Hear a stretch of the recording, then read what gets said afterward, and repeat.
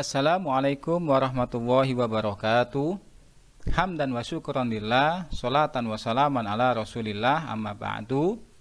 Anak-anakku sekalian, selamat pagi, sampai bertemu kembali dengan Pak Mutakin pada mata pelajaran pendidikan agama Islam dan budi pekerti.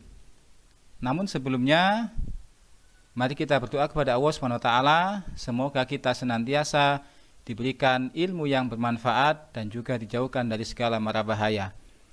Bismillahirrahmanirrahim. Raditu billahi rabba wa bil islami dina wa bi Muhammadin nabiyyan wa rasula. Rabbi zidni ilma warzuqni fahma waj'alni min ibadika sholihin.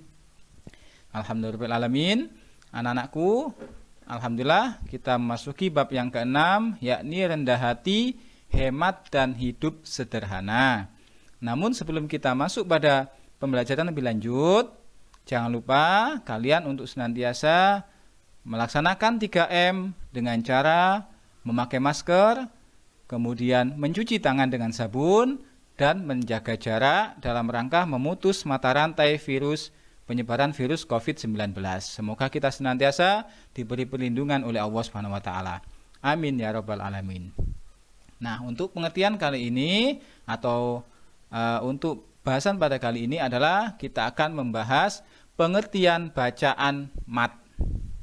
Mad menurut bahasa berarti panjang. Sedangkan menurut istilah ilmu tajwid, mad adalah bacaan panjang, yakni memanjangkan suara bacaan karena ada huruf mad, karena adanya salah satu huruf mad, yaitu yang pertama, alif jika terletak atau jatuh sesudah harokat fathah. Yang kedua, ya sukun jika terletak sesudah harokat kasroh. Dan yang ketiga, wawu sukun jika terletak sesudah harokat dhammah. Adapun panjang bacaan mad bermacam-macam. Ada yang 1 alif atau 2 harokat, ada yang 2 alif atau 4 harokat, ada yang 2,5 alif atau 5 harokat, dan ada yang 3 alif atau 6 harokat, tergantung dari jenis mad itu sendiri. Nah, sekarang yang kedua, kita akan membahas tentang hukum bacaan mad. Secara garis besar, hukum bacaan mad itu ada 2 macam. Yang pertama adalah mad tabi'i atau mad asli. Dibaca panjang karena adanya huruf mad dan tidak bertemu dengan sesuatu yang menyebabkan perubahan bacaan panjang. Yang kedua, mad far'i, artinya cabang atau bagian, yaitu selain mad tabi'i atau mad asli. Nah, secara rinci bacaan mad itu ada 15 macam, baik mad tabi'i maupun yang tergabung dalam mad far'i. Apa saja? Yang pertama yaitu ada mad tabi'i atau mad asli. Kapan ada mad tabi'i atau dibaca mad tabi'i? Yang pertama, jika ada fathah bertemu dengan alif, kemudian kasroh bertemu dengan ya sukun, atau dhammah bertemu dengan wawu sukun, maka hukumnya adalah mad tabi'i. Mad itu artinya panjang, sedangkan tabi'i artinya biasa atau asli. Cara membacanya harus dipanjangkan 2 harokat atau 1 alif. Contohnya seperti yang pertama yaitu fathah bertemu alif mati. Kitabun. Ya. Kitabun.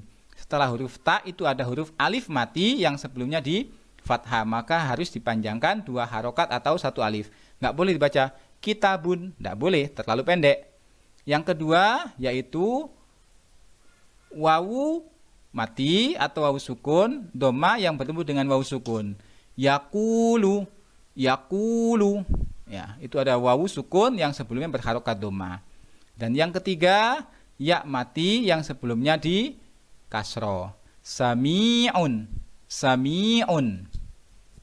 Sekarang yang kedua, mad wajib muttasil. Nah, mad wajib muttasil ini apa? Jika ada mad tabi'i kemudian diikuti hamzah dalam satu lafadz, maka cara membacanya pun dibaca panjang 3 alif atau 6 harokat. Contoh, sawaun. Nah, itu sawa ada alif mati, mat tabi'i, tapi di belakangnya ada hamzah. Maka membacanya tidak boleh dua. Ya, minimal 2,5 atau maksimal 3 alif. Sawaun, ja'a, ji'a. Ya, harus dipanjangkan hingga 3 alif atau 6 harokat. Yang ketiga, mad jaiz munfasil, yaitu sama mat tabi'i bertemu dengan hamzah namun dalam lafal yang berbeda. Maka membacanya boleh dipanjangkan 1 alif 2 harokat saja, atau 2 alif 4 harokat, atau 2,5 alif 5 harokat. Contohnya wala antum, wala antum. Yang kedua, bima unzila, bima unzila. Nah, jadi harus dipanjangkan. Boleh cuma 1 alif saja atau 2 harokat. Yang keempat, mad lazim musaqqal kilmi, yaitu mad tabi'i yang bertemu dengan tasydid di dalam satu perkataan. Maka cara membacanya harus panjang selama 3 kali mad tabi'i atau 6 harokat. Contohnya bagaimana? Ghairil maghdubi alaihim waladdallin.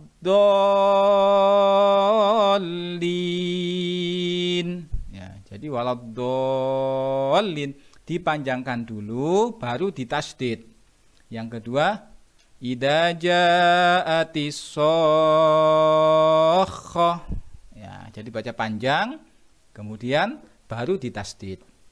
Sekarang yang kelima, yaitu mad lazim mukhaffaf kilmi, yang artinya yaitu ada mad tabi'i bertemu dengan huruf mati atau sukun.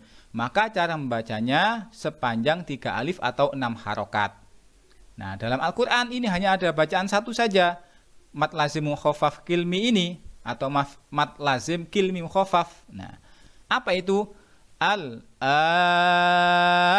Nah, al-an. Kemudian yang keenam, mad layyin, yaitu apabila ada waw sukun atau ya sukun sedang huruf sebelumnya itu berharokat fathah.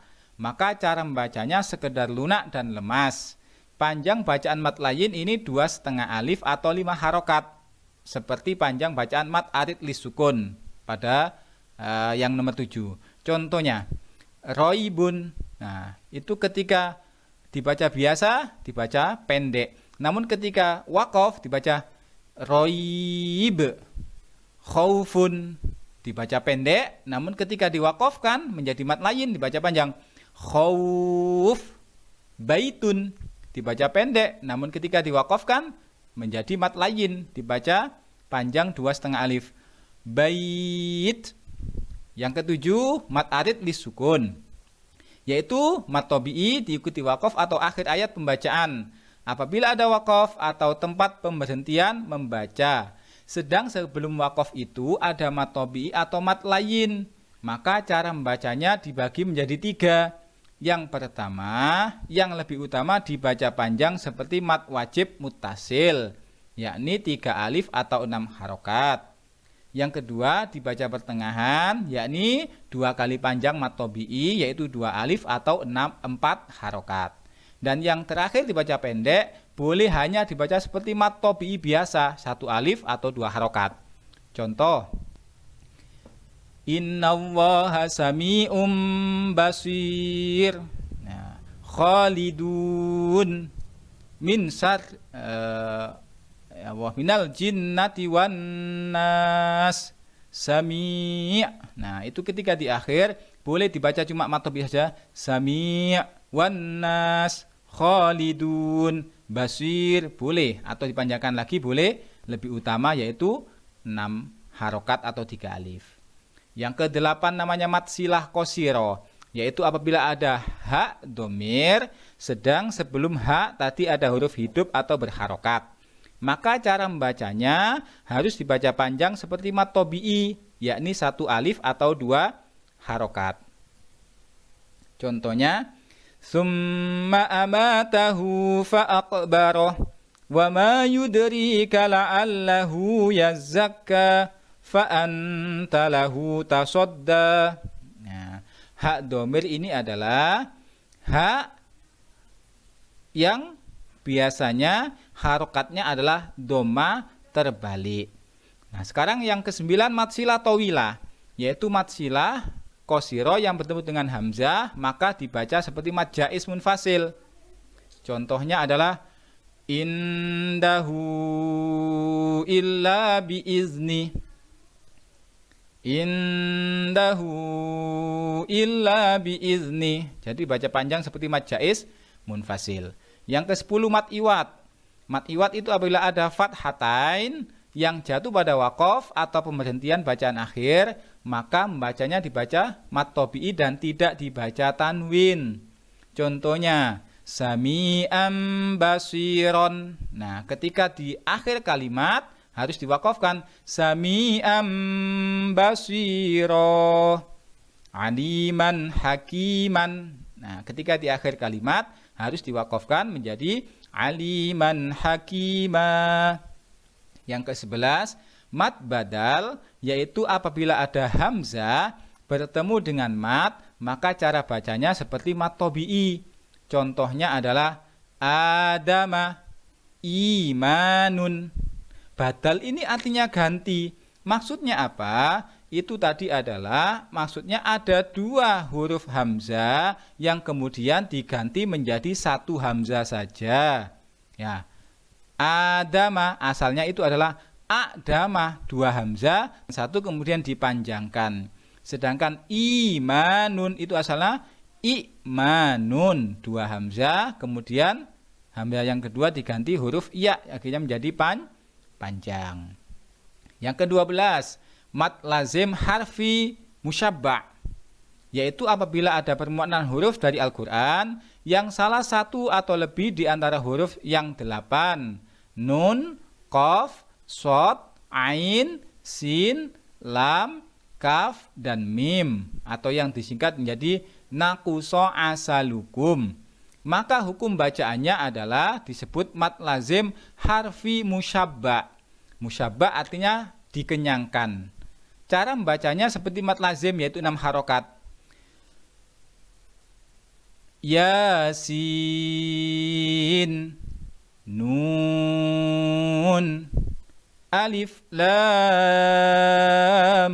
mim. Nah, seperti itu. Itu yang wal qalami itu salah ya. Jadi yang ini itu adalah lanjutan dari nun wal qalami wa masturun. Maaf ini salah. Yang ke-13 yaitu mad lazim harfi mukhaffaf, yaitu apabila ada permulaan Al-Quran itu salah satu atau lebih dari huruf yang 5, yakni ha, ya, to, ha, dan ro. Maka cara membacanya seperti mad tabi'i. Contohnya Yasin, alif, lam, ro, hamim. Nah, seperti itu. Yang ke-14 mad tamkin, yaitu apabila ada ya sukun yang didahului dengan ya yang bertasydid dan harokatnya kasroh. Maka cara membacanya ditepatkan dengan tasydid dan mad tabi'inya. Contohnya an-nabiyina huyyitum. Jadi cuma dipanjangkan 1 alif atau 2 harokat saja. Dan yang terakhir adalah mad farqi, yaitu bertemunya 2 hamzah. Yang satu hamzah istifham, yang kedua hamzah wasol. Istifham ini artinya hamzah yang termasuk kalimat pertanyaan, apakah? Dan yang kedua hamzah wasol pada lam ma'rifat. Cara membacanya panjang 6 harokat. Contoh, Qul Allahu azina lakum. Maaf. Qul Allahu azina lakum. Allahu khairun amma yushrikun. Qul az-zakarain. Jadi aslinya A ini yang pertama adalah hamzah untuk menanyakan sebuah pertanyaan istifham, kemudian digabung bertemu dengan hamzah wasol. Nah, anak-anak, dari sekalian bacaan mat tobi dan mat far'i tadi, mudah-mudahan kalian menjadi paham. Dan untuk tugas selanjutnya adalah kalian jangan lupa untuk menulis yang terdapat di LKS kalian, yaitu halaman 55 tentang surat Al-Furqan dan surat Al-Isra. Dari dua surat itu kalian cari hukum bacaannya. Yang mana mat tobi'i, yang mana mat jaiz, yang mana mat arid, dan sebagainya. Tidak banyak-banyak, ya mungkin kalau bertemu 10 ya 10 saja. Ya, tidak usah diisi semuanya, cukup diisi sesuai dengan apa yang ada pada dua ayat tersebut, yakni surat Al-Furqan dan surat Al-Isra. Demikian pelajaran kita pada pagi hari ini. Semoga menjadi ilmu yang bermanfaat. Dari Pak Mutakin, subhanakallahumma wa bihamdika asyhadu an la ilaha illa anta astaghfiruka wa atubu ilaik. Jangan lupa jaga kesehatan. Terima kasih. Wassalamualaikum warahmatullahi wabarakatuh.